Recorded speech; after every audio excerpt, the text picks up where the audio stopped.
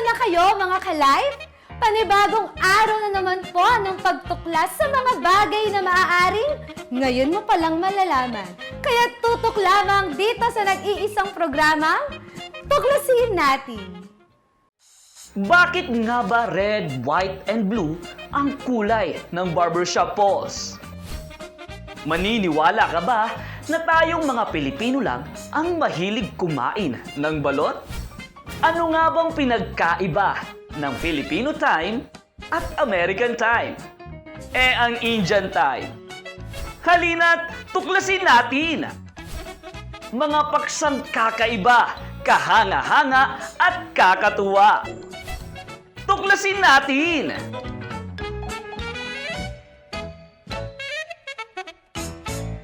Lahat tayo ay gustong magkaroon ng perfect smile.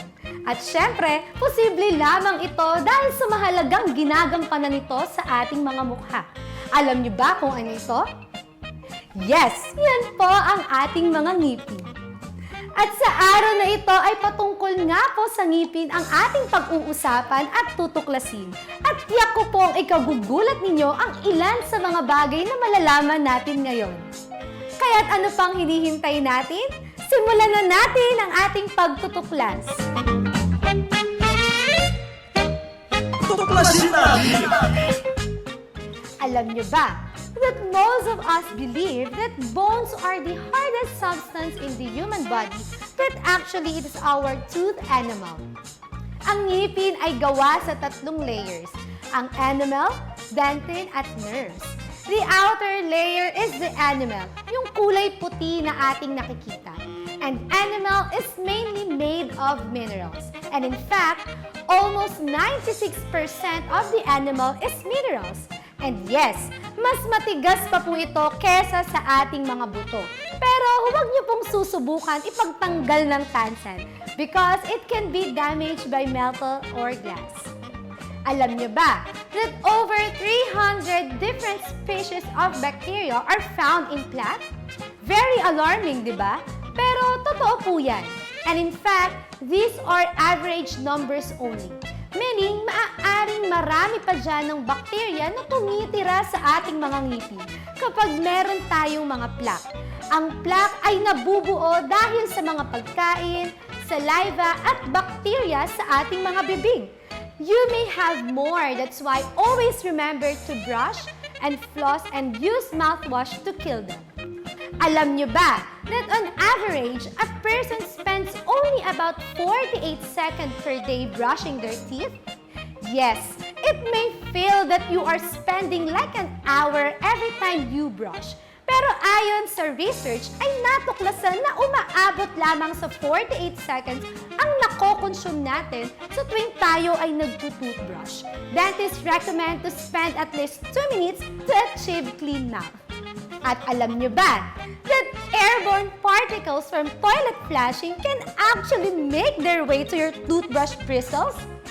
Para sa mga mahilig mag-iwan ng toothbrush sa loob ng CR, keep your toothbrushes in a drawer or at least 6 feet from the toilet dahil dumidikit dito ang mga maduduming particles na lumilipad sa loob ng ating mga CR. And always replace your toothbrush every 3 months. At alam niyo ba, a West Virginia prison inmate in 1994 braided dental floss into a rope and to climb up a wall and successfully escape? Sa maniwala kayo at sa hindi, nangyari nga po ito na isang prison inmate ang nakatakas gamit lamang ng isang dental floss. A floss is made of nylon filament and can withstand a huge load of forces.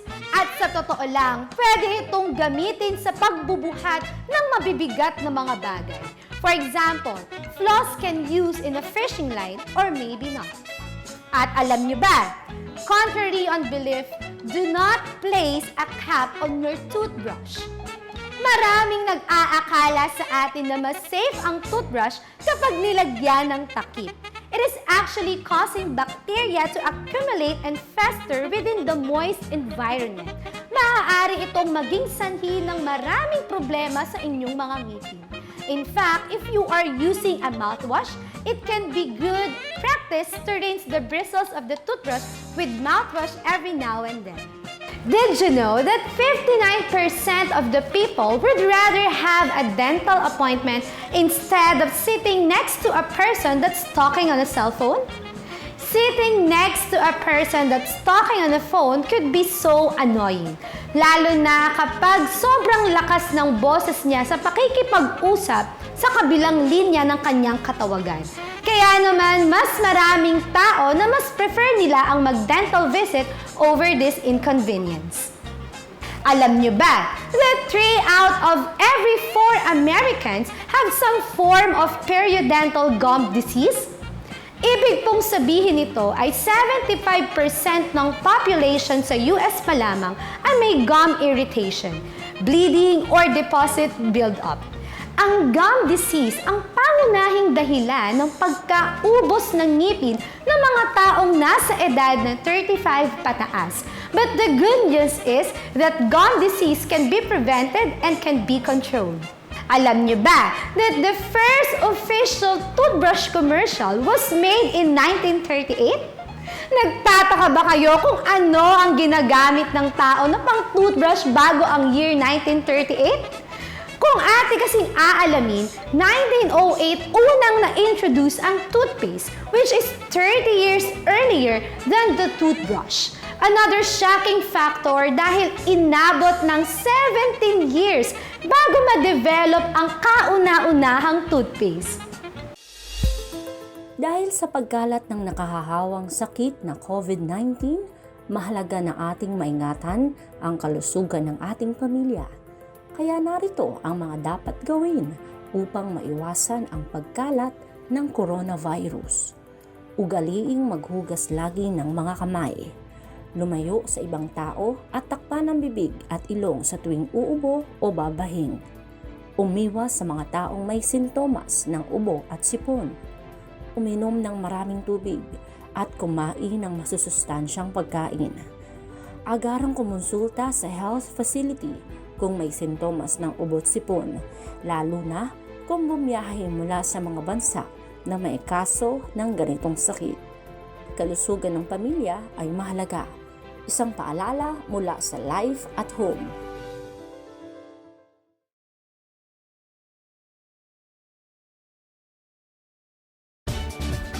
Antabayanan ang mga napapanahong kaalaman hinggil sa lagay ng ating panahon.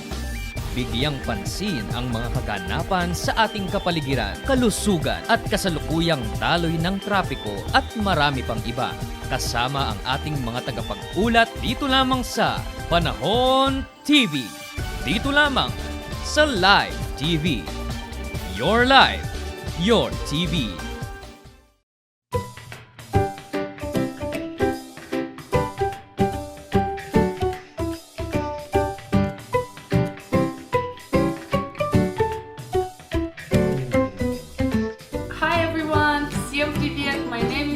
Learn these easy but sumptuous recipes prepared by this adorable chef. Watch Alice Yummy Food. Only here at Live TV. Your life, your TV. Explore the outer reaches of space? How about the craziness of astrophysics? The possibilities of sci-fi and anything else you can think of beyond planet Earth. SciShow Space. Only here at Live TV. Your life, your TV. Pabigat lang kayo sa buhay ko! Malas kayo! Total, malas lang naman kami sa buhay mo! Mas mabuti pang maghiwalay na lang tayo! Hoy, hindi pa tayo tapos! Tapos na ako sa'yo! Tapos na ako sa'yo! Sa kabila ng mga pagtitiis, ay may kaginhawahan. Mas maayos ang buhay namin ngayon kaysa noon dahil sa aming pananampalataya.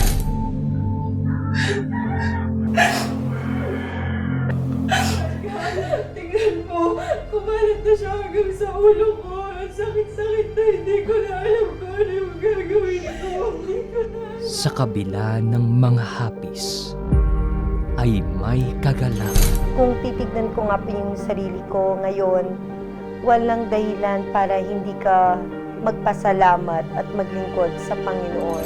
Sa mga unang pinapangasiwaan o sinasamahan kong mga sambahan, ay mayroon akong hinahanap-hanap na iba.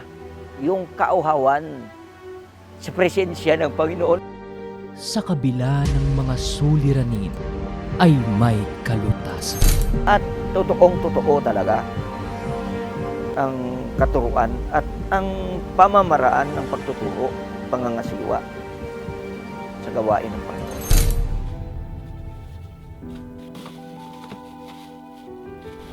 Pag gusto mong tumira, sabihin mo lang sa amin. Parehas lang tayo! Adik! Sa kabila ng mga pagkakasala ay may kaligtasan. Dati, ang bitbit ko, bato ngayon. Bible na ang dala-dala ko, biyaya ng Panginoon. Dito sa Pentecostal Missionary Church of Christ, dito yung mga katotohanan ngayon na hindi natin pwedeng pasubalian. Hindi po kami mayaman, pero ngayon mayaman po kami sa pananampalataya. Dahil sa kabila ng lahat, may plan ang Diyos. Dito lang sa Live TV. Your life, your TV. Why can't we just throw all the trash into volcanoes? If mosquitoes spread so much disease, why don't we just kill them all? What is a botnet? And could your computer be part of one without you knowing? When you burn fat, where does it go? At SciShow, we're always on the hunt for the answers to weird, counterintuitive scientific questions like these. And we're endlessly curious about what makes the universe tick. Whether you're a scientist by trade or just passionate about deepening your knowledge of, well, everything, you've come to the right place. I'm Hank Green. I'm Michael Aranda. I'm Olivia Gordon. And I'm Stefan Chin. And this is SciShow. Only here at Live TV. Your life, your TV.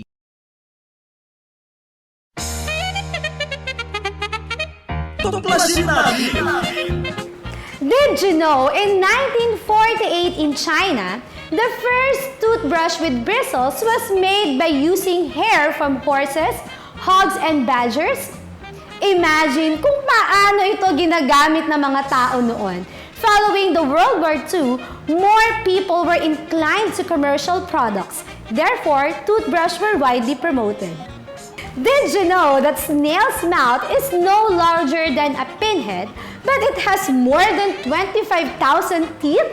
Huwag nating mamaliitin ang mga snails. Kahit maliit lamang ang mga ito, aba, snails have thousands on tiny teeth. Paano kaya nangyari yun?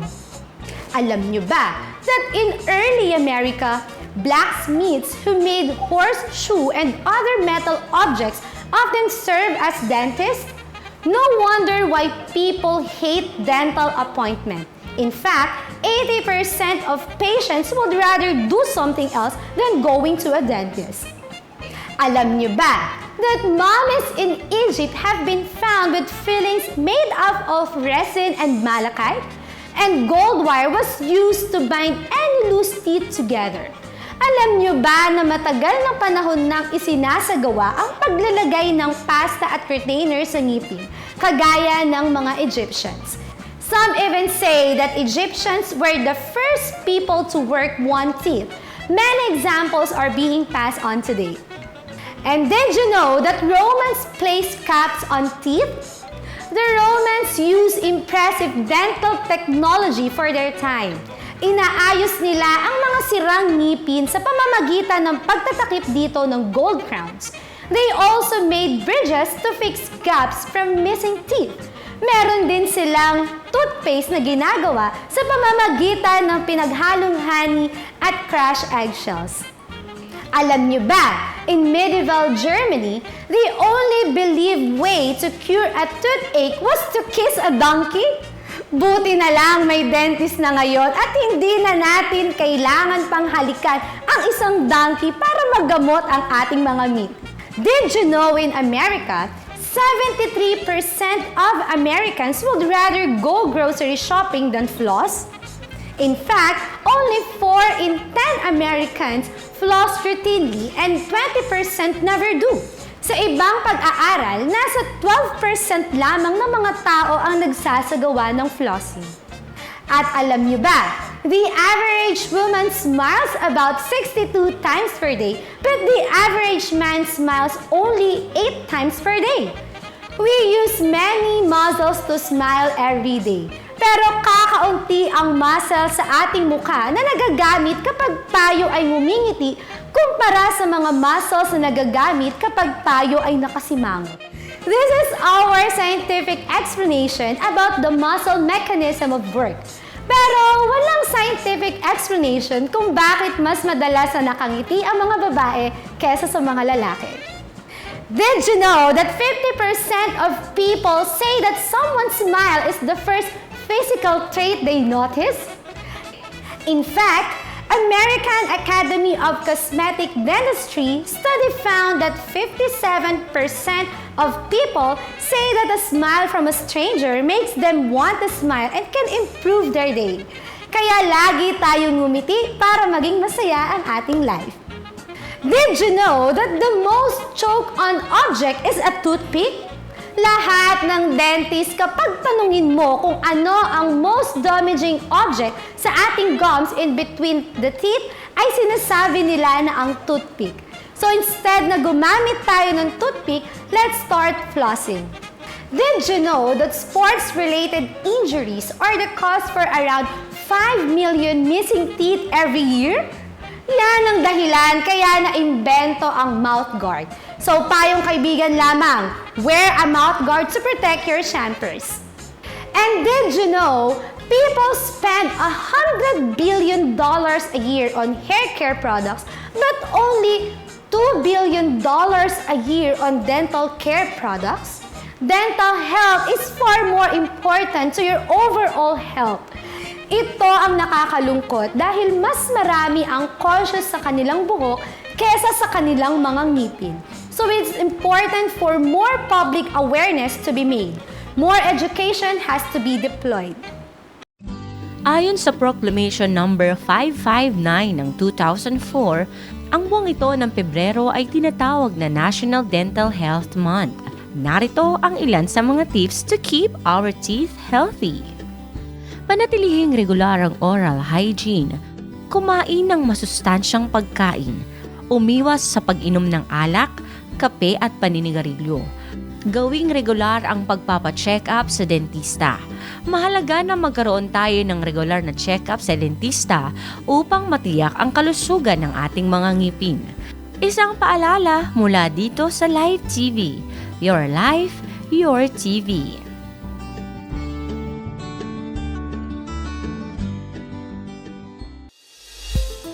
Dahil sa pagkalat ng nakahahawang sakit na COVID-19, mahalaga na ating maingatan ang kalusugan ng ating pamilya. Kaya narito ang mga dapat gawin upang maiwasan ang pagkalat ng coronavirus. Ugaliing maghugas lagi ng mga kamay. Lumayo sa ibang tao at takpan ang bibig at ilong sa tuwing uubo o babahing. Umiwas sa mga taong may sintomas ng ubo at sipon. Uminom ng maraming tubig at kumain ng masusustansyang pagkain. Agarang kumonsulta sa health facility kung may sintomas ng ubo at sipon, lalo na kung bumiyahe mula sa mga bansa na may kaso ng ganitong sakit. Kalusugan ng pamilya ay mahalaga. Isang paalala mula sa Life at Home.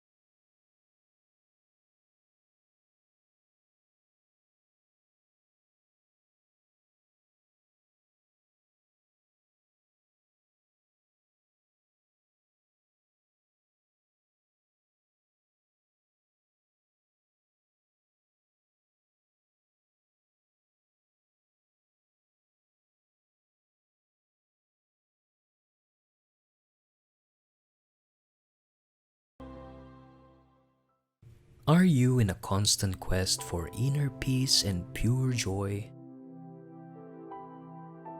Have you been trying hard to figure out the purpose of your life?